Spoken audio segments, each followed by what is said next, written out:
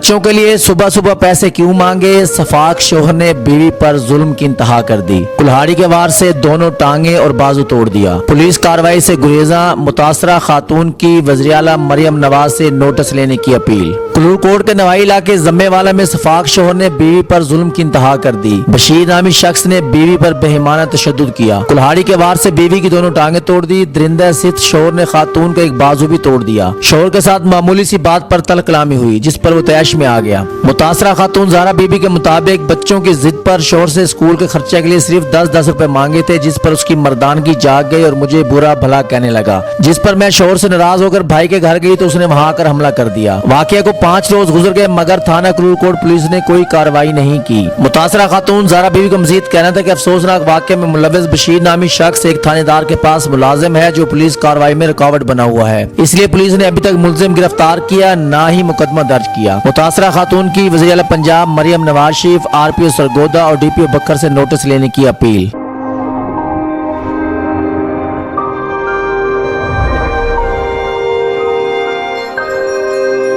अपना बकर, क्योंकि ये अपना है।